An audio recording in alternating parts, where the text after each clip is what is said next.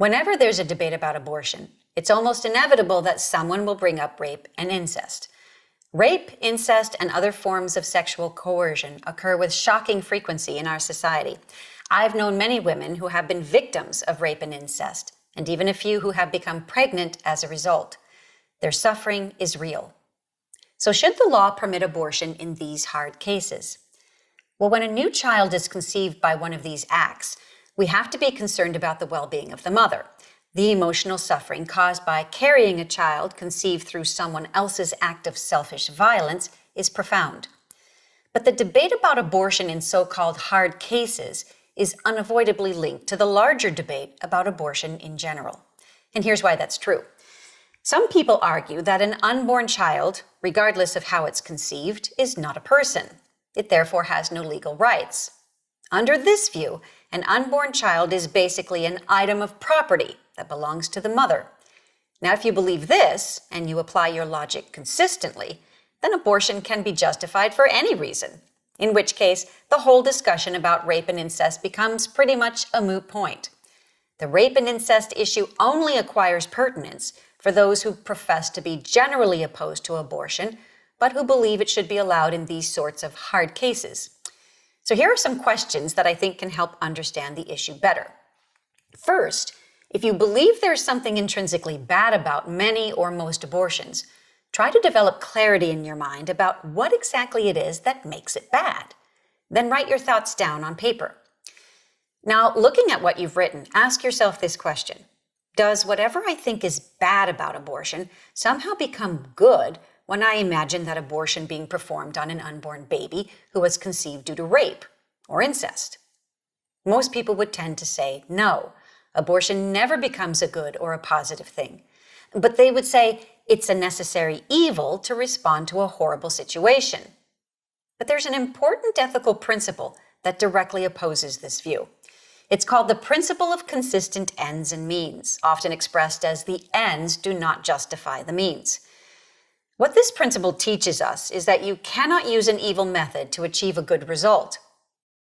Now, applied to the issue at hand, the good result is easy to identify.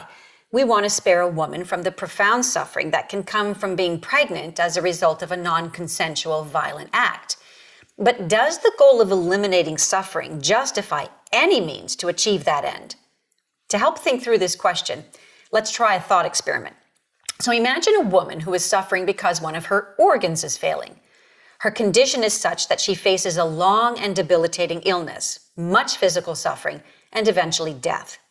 The only thing that can prevent this outcome is for the woman to receive an organ transplant. Faced with this horrible scenario, would you be justified in taking the life of another human being for the sole purpose of harvesting that person's organ so that it can be transplanted into the body of the suffering woman, thereby saving her life?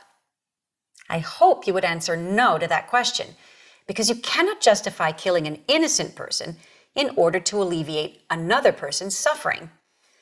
Let's turn our attention back to the issue of abortions for cases of rape and incest. It's clear this issue hinges on how we regard the humanity of the unborn child.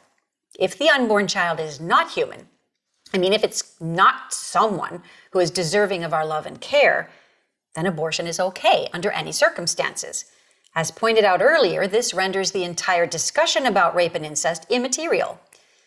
But if, on the other hand, the unborn child is part of the human family, if it's actually a little girl or little boy that deserves our love and concern, then we can never justify killing that child because of how he or she was conceived. This last point can be difficult to understand if we think in abstract terms. But now try putting a human face on both the woman who has been victimized and her unborn child. One person who does that very well is Rebecca Kiesling. Rebecca is a lawyer, popular speaker, and human rights advocate. In 1968, Rebecca's mother was assaulted at knife point by a serial rapist. She became pregnant as a result. This occurred years before Roe v. Wade. Abortion was then illegal in her home state of Michigan, as it was in most parts of the country. Rebecca's mother seriously considered obtaining an illegal abortion, but it was too difficult, and so she continued with her pregnancy.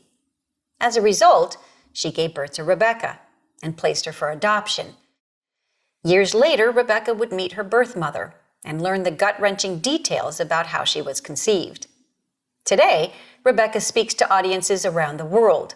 She reminds her listeners that she would not be alive today except for the fact that Michigan had a law on the books recognizing that her life had value, regardless of how she was conceived. When we finally put a human face on this issue, we can have the eyes to see that abortion is no solution to the crime of rape. Abortion cannot undo the trauma experienced by a victim of sexual assault. What it can do is add an additional layer of trauma on top of the injury that has already occurred.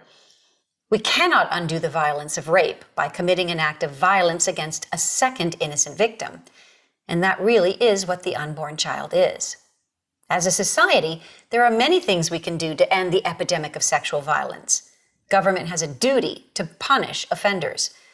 But women and unborn children are innocent here. And in a civilized society, we protect them both.